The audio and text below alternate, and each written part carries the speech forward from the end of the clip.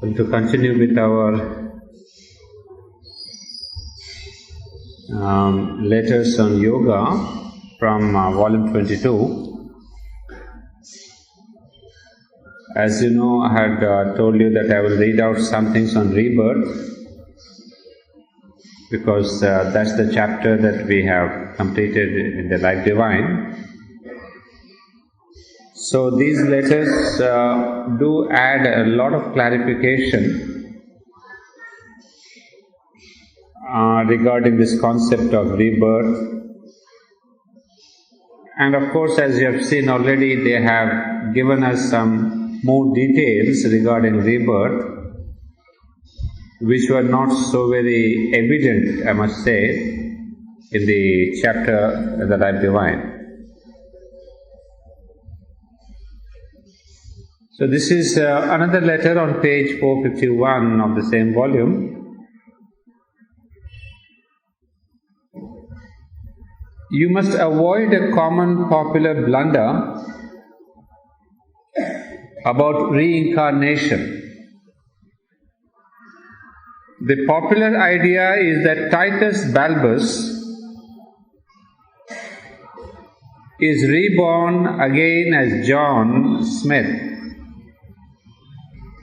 a man with the same personality, character, attainments as he had in his former life, with the sole difference that he wears coat and trousers instead of a toga and speaks in Cockney English instead of popular Latin. That's not the case. What would be the earthly use of repeating the same personality or character a million times from the beginning of time till its end? The soul comes into birth for experience, for growth, for evolution, till it can bring the divine into matter. Well, I'm sure you catch the argument here that there is never ever a repeat of an old birth, of a previous incarnation, of a previous personality.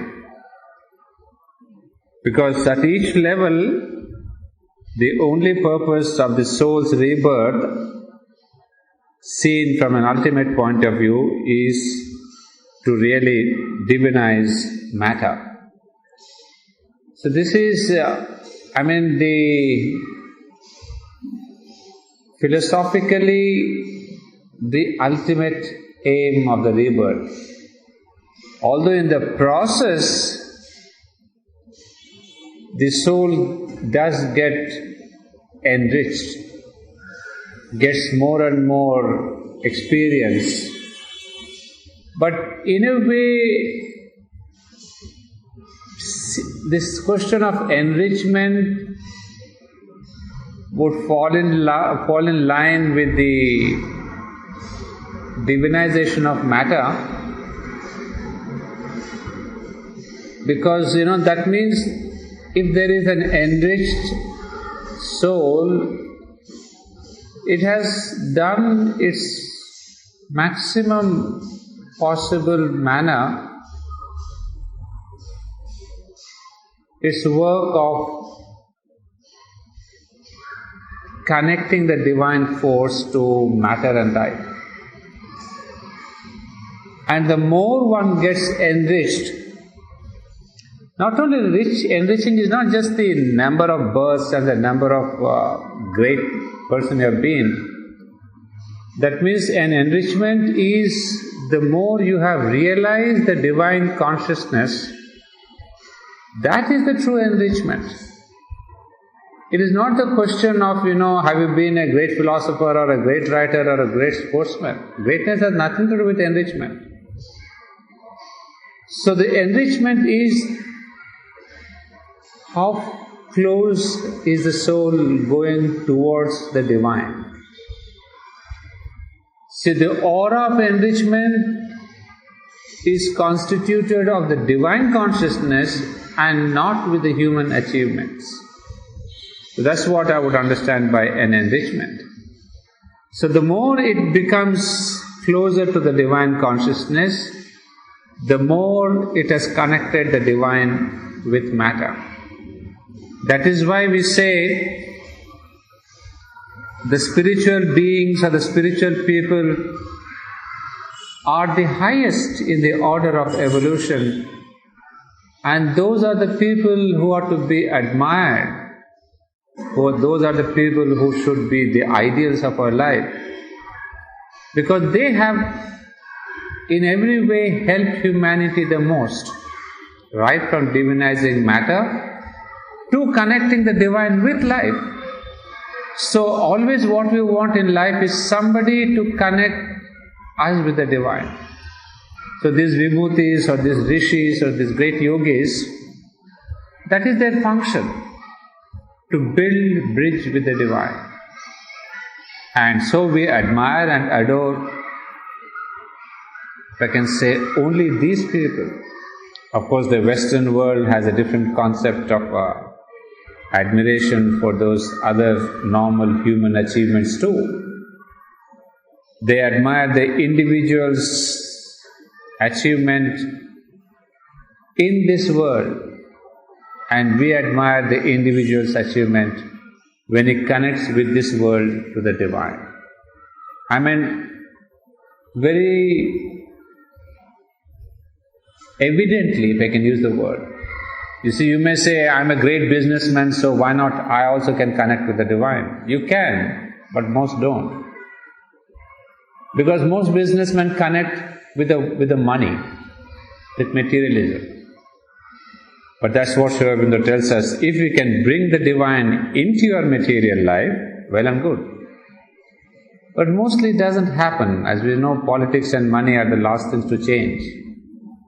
So that's why we say, those who are, say, closer in art, in dance forms, where there is an automatic and inevitable connection with your inner being, whereas most of the other works connect you to the outer world. So you have to make an effort to withdraw and connect yourself with the within. But if your outer expression is solidly something of the inner, that means the humanity side, you have greater chances. I would not say every artist is a yogi, not at all, but one has greater chances. So that is the word there, she says.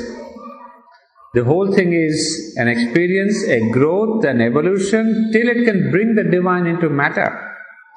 It is the central being that incarnates, not the outer personality. The personality is simply a mold that it creates for its figures of experience in that one life.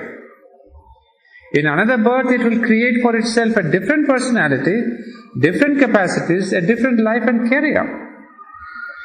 Supposing Virgil is born again, he may take up poetry in one or two other lives, but he will certainly not write an epic, but rather perhaps slight but elegant and beautiful lyrics such as he wanted to write but did not succeed in Rome. In another birth, he is likely to be no poet at all, but a philosopher and a yogin seeking to attain and to express the highest truth. But that too was an unrealized trend of his consciousness in that life. Perhaps before he had been a warrior or ruler doing deeds like Aeneas or Augustus, before he sang them, and so on. On this side or that, the central being develops a new character, a new personality, grows, develops, passes through all kinds of terrestrial experience. As the evolving being develops still more and becomes more rich and complex, it accumulates its personalities as it were. Sometimes they stand behind the active elements, throwing in some color, some trait, some capacity here and there, or to stand in front, and there is a multiple personality, a many-sided character, or a many-sided, sometimes what looks like a universal capacity. I think in some other context we did discuss this. You see, when we have an accumulation of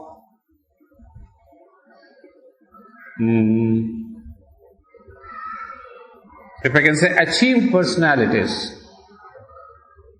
That is, if an individual in a specific form or life achieves this experience of being a poet, or being an artist, or an architect, or something, where he has crystallized, that's the right word, where he has crystallized his personality. He has not remained an amorphous person that I am this and I am that and this.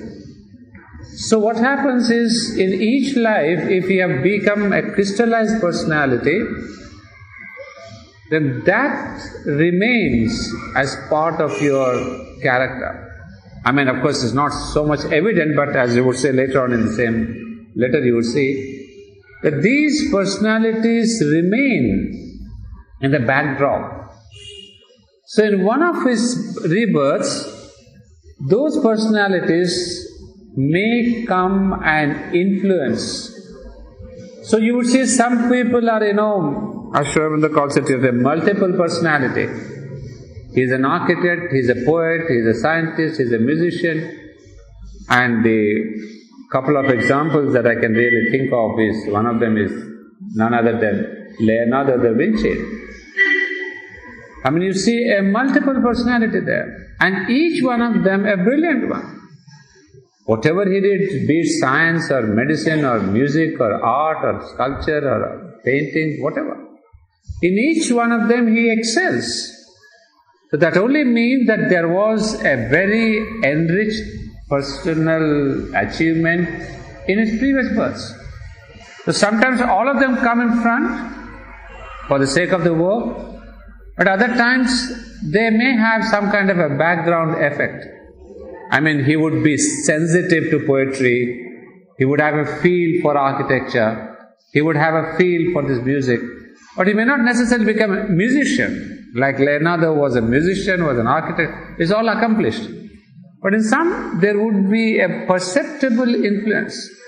So that tells you why I'm explaining all this. That tells you that the soul is become more and more rich and complex. Some people are just one expression, so you can see from the evolutionary point of view, it is not a complex personality, a complex experience. Complex is not in the negative sense, it's in the positive sense. It is a personality which is enriched. So, of course, now the other example you see again only in Sri Aurobindo. There have been other personalities in history who have been this plus that plus this, couple of personalities. But we see diverse personalities in Leonardo, a brilliant example. And of course, Sri Aurobindo, they get not a personality as much, although the expressions may seem differently. Although for our human understanding, we have called him a psychologist and a sociologist and a poet and a dramatist. That I think the mind has made those splits in Sri Aurobindo. But in Leonardo, these aspects are evident, self-evident. He has produced books in medicine which are completely nothing to do with when he discovered a submarine. But in Sri Aurobindo, we do not see that kind of a divided personality saying, here is a Sri Aurobindo, the scientist and the poet and the literator. No. He's all one. We can see the singleness of the spiritual consciousness, and maybe that is the tenor of a spiritual consciousness. It can give knowledge, shed light on each aspect of human achievement, and yet itself or himself, the consciousness, not splitting up into a scientist and a doctor. And so this is the difference between Leonardo and Sri Aurobindo. The Sri Aurobindo has shed light on medicine, has shed light on science, but he has not really gone and really cut up a human body and brought about a medical science. Although he has shed a lot of light. That is what a spiritual master is. He can give you light on every aspect of life. So here there is the multiple personality, a many-sided character or a many-sided, sometimes what looks like a universal capacity. I think instead of calling a multiple personality, we would rather agree with this, a many-sided, sometimes what looks like a universal personality. That is Sri Aurobindo. Many-sided, not multiple personality. But if a former personality, a former capacity is brought fully forward, it will not be to repeat what was already done, but to cast the same capacity into new forms and new shapes and fuse it into a new harmony of the being, which will not be a reproduction of what was before. Thus you must not expect to be what the warrior and the poet were. Something of the outer characteristics may reappear, but very much changed and new cast in a new combination. It is in a new direction that the energies will be guided to do what was not done before.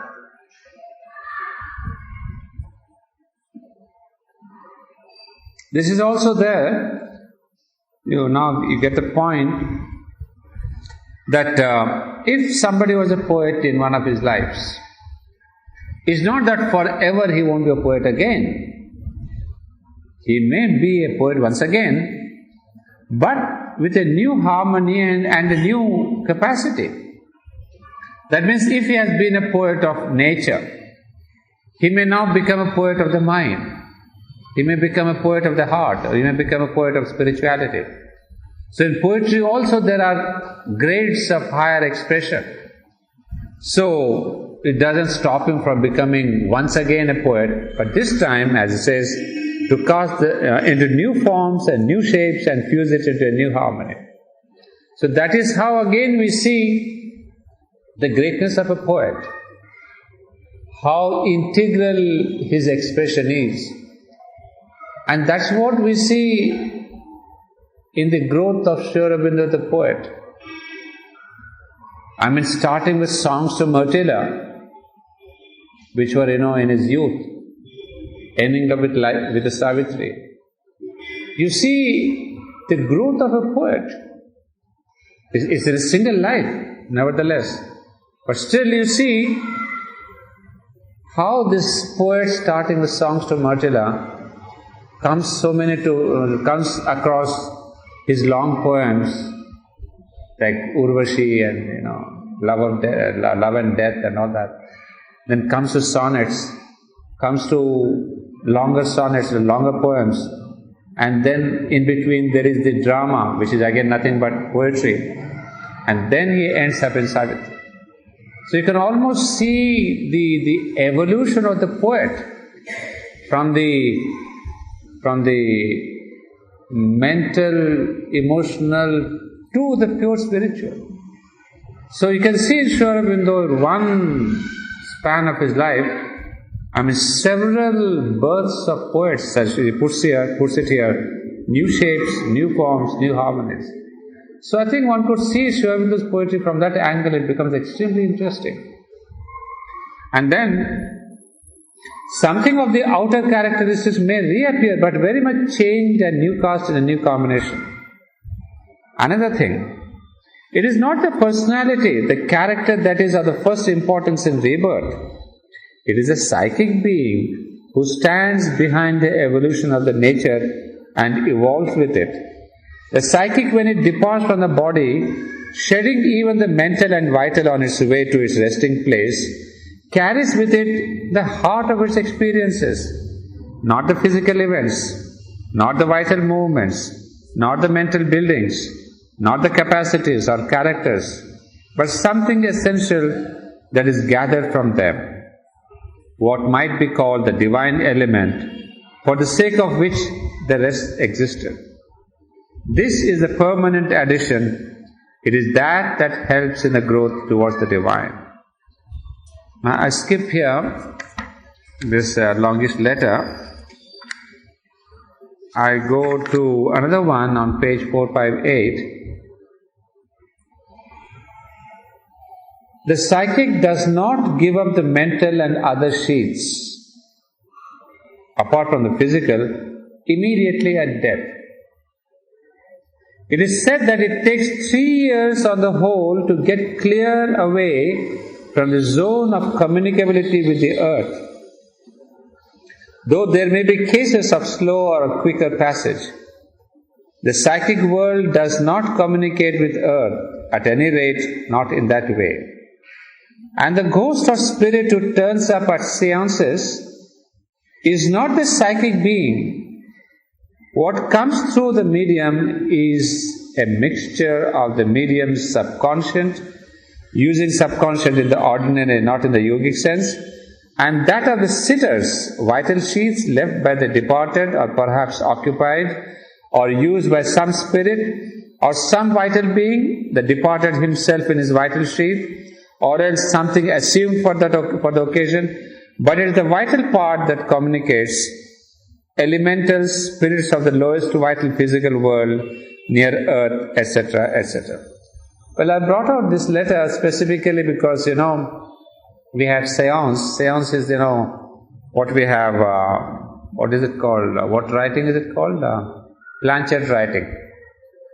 Planchette writing, when you invoke a spirit, the spirit comes and tells you some things, or sometimes you can write some things.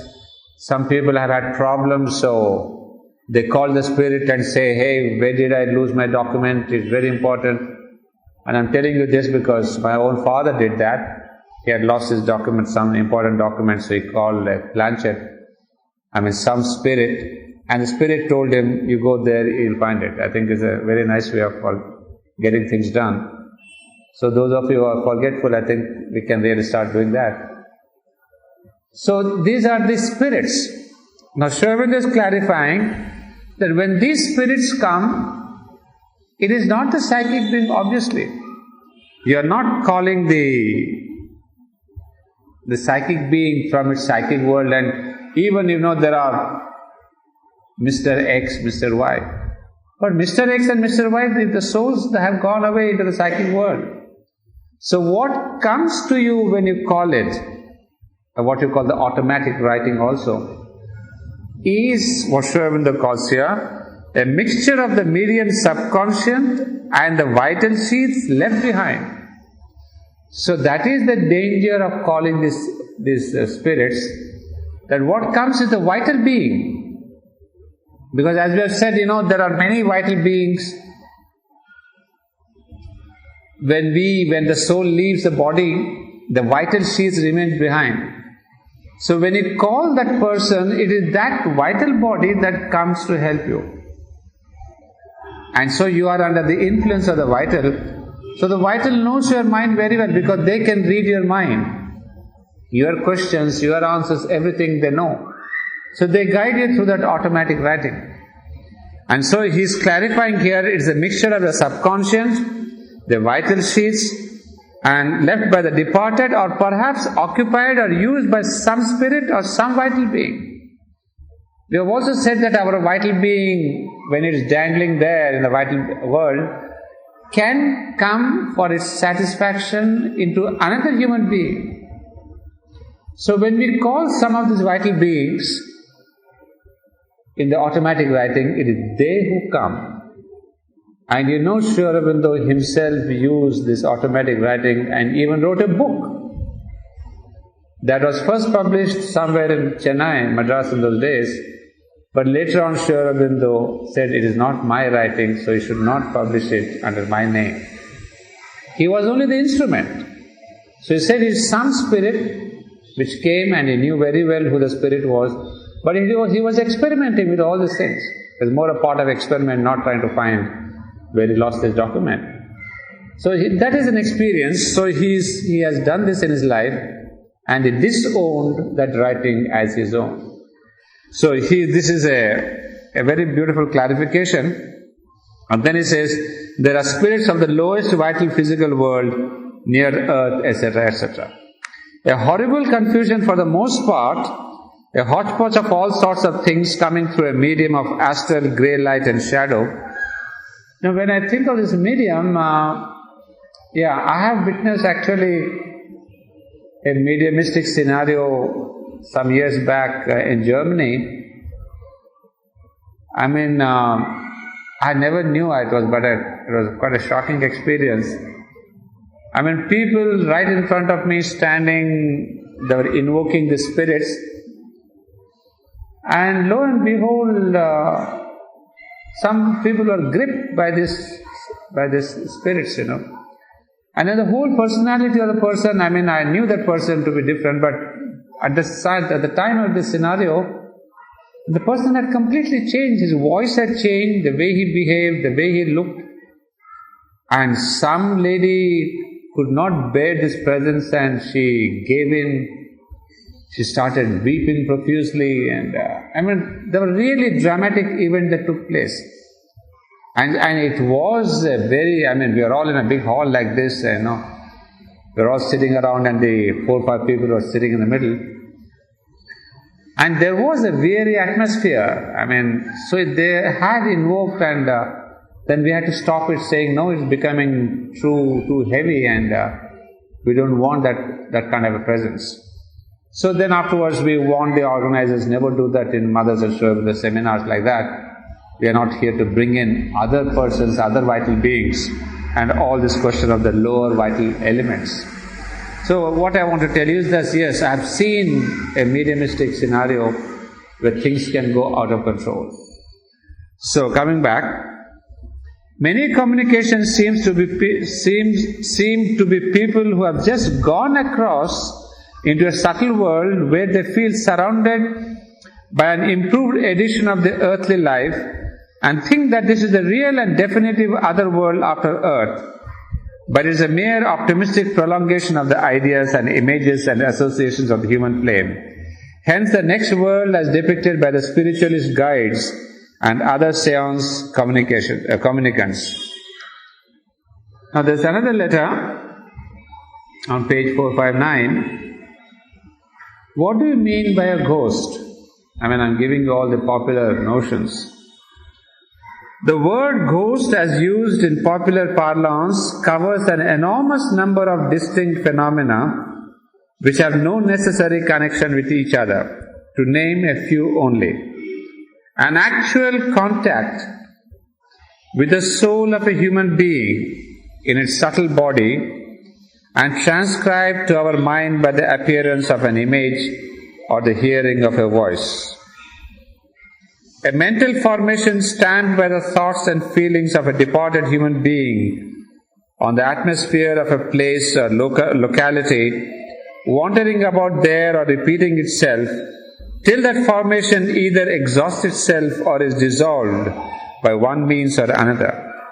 This is the explanation of such phenomena as the haunted house, in which the scenes attending or surrounding or preceding a murder are repeated over and over again, and many other similar phenomena. Now, this is interesting because we see a lot of this happening. So this ghost can be what? A mental formation stamped by the thoughts and feelings of a departed human being on the atmosphere of a place. See, this is, I think lots of stories are there, you have movies and all that, especially in the case of the haunted houses. Now what he says is that the mental formation stamped by the thoughts and feelings of a departed human being. That means, as he has given an example, that's a very good example we can take, that a murder, preceding a murder are repeated over and over again. Say if a person is brutally murdered in a place, then this mental impressions stay on.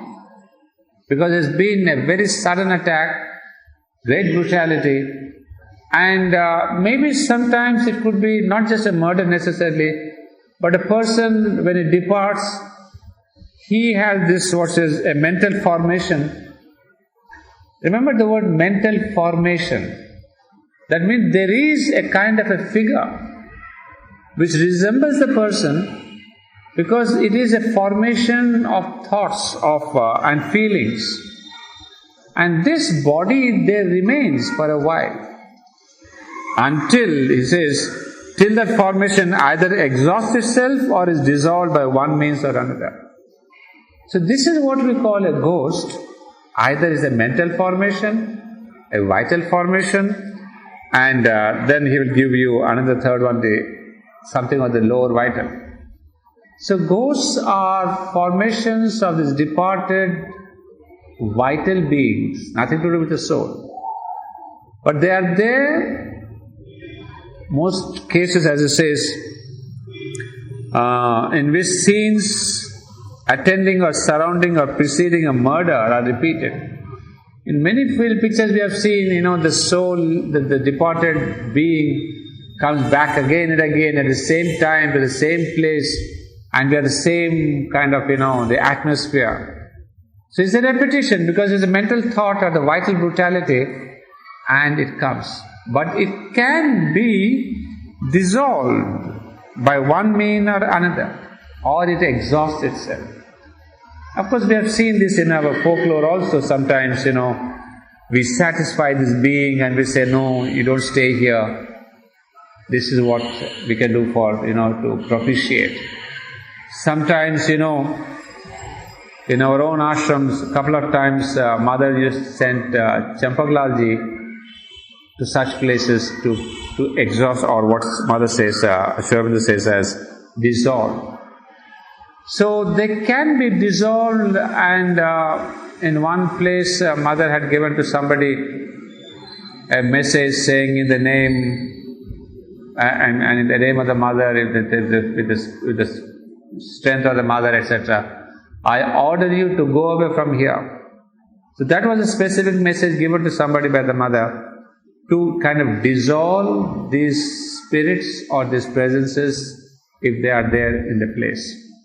So that was a message that I know of because the person herself told me. And then there is Champaglal's cases you will see in his own books. So this is where the mother used for dissolving. And of course now we have, of course there's been a practice. I think in Champaglal's book we find that using, what is that called, karpur, what is that? Camphor. That of course has been in the tradition. If you use camphor, it dissolves or doesn't let these forces come in. Of course, that much I don't know, that except that I remember vaguely having read in Champaglal's book. But otherwise, this message as was particularly given, and you should get that message. And of course, Champaglalji used to go with some water and dissolve or put water here and there and dissolve. Of course, behind him was the mother's force. He was the instrument. So I remember all this because Sri Aurobindo writes about the dissolving those beings. Now the third possibility, a being of the lower vital planes who has assumed the discarded vital sheath of a departed human being or a fragment of his vital personality and appears and acts in the form and perhaps with the surface thoughts and memories of that person. You see, there's so many possibilities. This is a being of the lower vital planes. It could be, where we say somebody is possessed. So it's a vital being actually.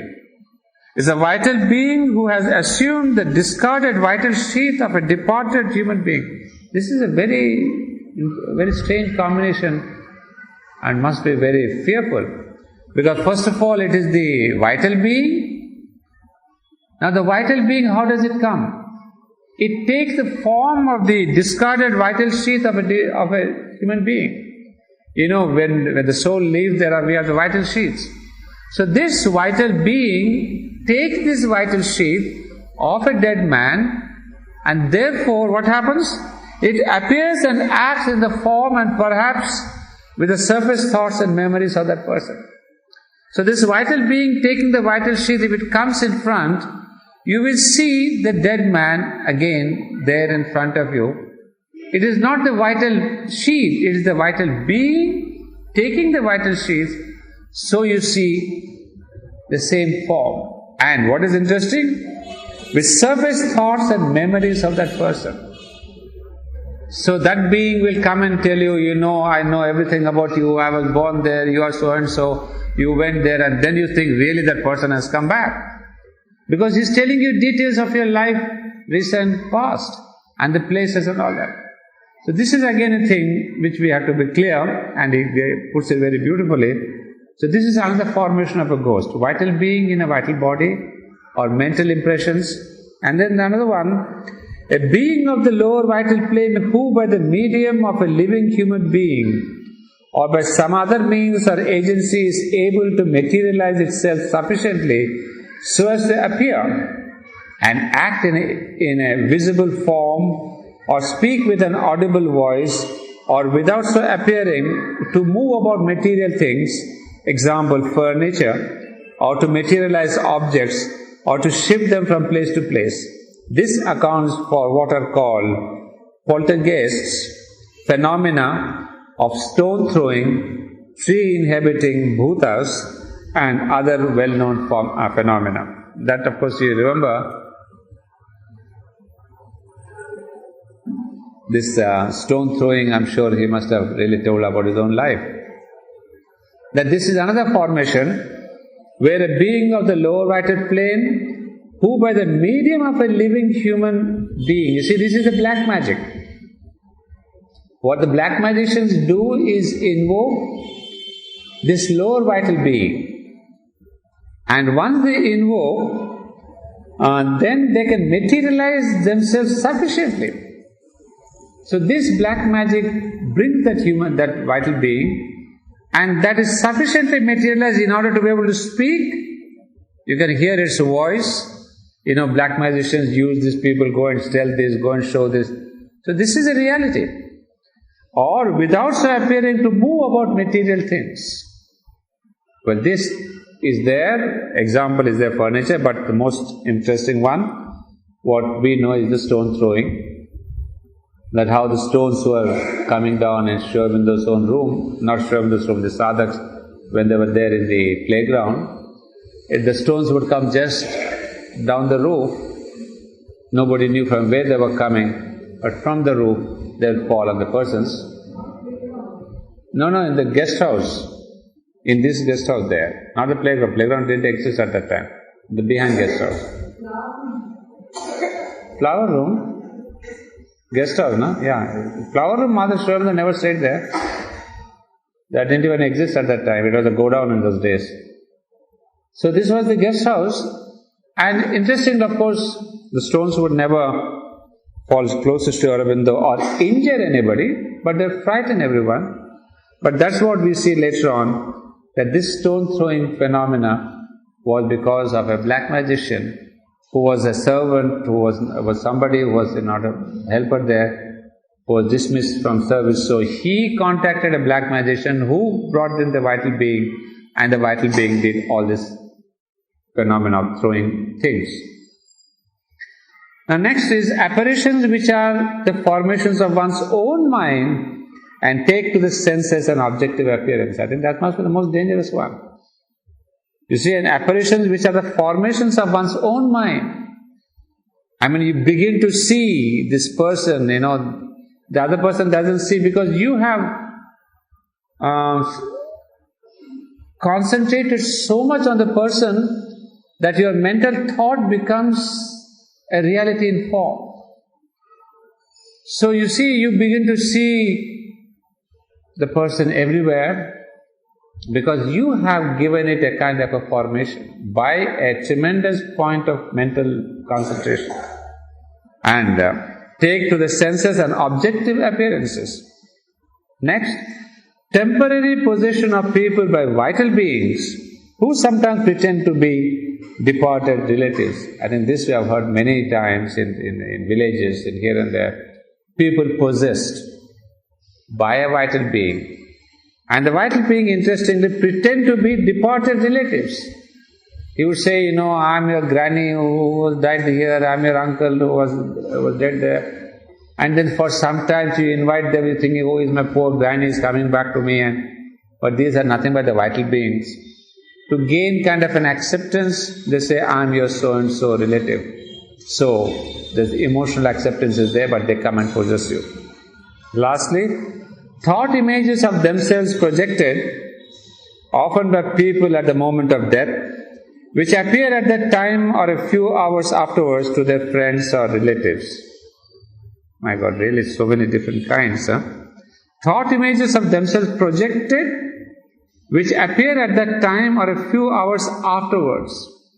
In the person dying, he projects himself that I'm so and so, my body is like that, when I die, this suffering body will go, but I'll have this beautiful body. This kind of thought images, now we can understand the strength of this thought formations, how they can really give a kind of a formation and give as he puts it here, an objective appearance. So if we think too strongly, too constantly about somebody or something, they could have an objective appearance. And at the time of death, he says, if you have some such projection, then they can appear to the friends for a while. After the person's death, for a few hours they can be there. Well, you will see that in only one of these cases, the first, can a soul be posited and therefore no difficulty arises. But I didn't go into the first option because that's too much of philosophy. I avoided the first option. Now, in the last couple of minutes, I have one little letter. I'll just read it through. I can understand the shock your wife's catastrophic death must have been to you. But you are now a seeker and sadhak of the truth and must set your mind to rise above the normal reactions of the human being and see things in a larger, greater light. Regard your lost wife as a soul that was progressing through the vicissitudes of the life of ignorance, like all others have, like all others here. In that progress, things happen that seem unfortunate to the human mind, and a sudden, accidental or violent death cutting short prematurely this always brief spell of terrestrial experience we call life seems to it especially painful and unfortunate. But one who gets behind the outward view knows that all that happens in the progress of the soul has its meaning, its necessity, its place in the series of experiences which are leading it towards the turning point where one can pass from the ignorance to the light. He knows that whatever happens in the divine providence is for the best, even though it may seem to the mind otherwise. Look on your wife as a soul that has passed the barrier between two states of existence. Help her journey towards that place of rest by calm thoughts and the call to the divine help to aid her upon it. Grief too long continued does not help, but delays the journey of the departed soul. Do not brood on your loss, but think only of her spiritual welfare. This is another last letter on this page 462. What has happened must now be accepted calmly as the thing decreed and best for his soul's progress from life to life, though not the best in human eyes which look only at the present and at outside appearance. For the spiritual seeker, death is only a passage from one form of life to another, and none is dead, but only departed. Look at it as that, and shaking from you all reactions of vital grief that cannot help him in his journey, pursue steadfastly the path to the divine. Last letter. Of course, that is the real fact. Death is only a shedding of the body, not a cessation of the personal existence. A man is not dead because he goes into another country and changes his clothes to suit that climate. Very beautiful, of course. Well, that brings us to the end of this section on rebirth.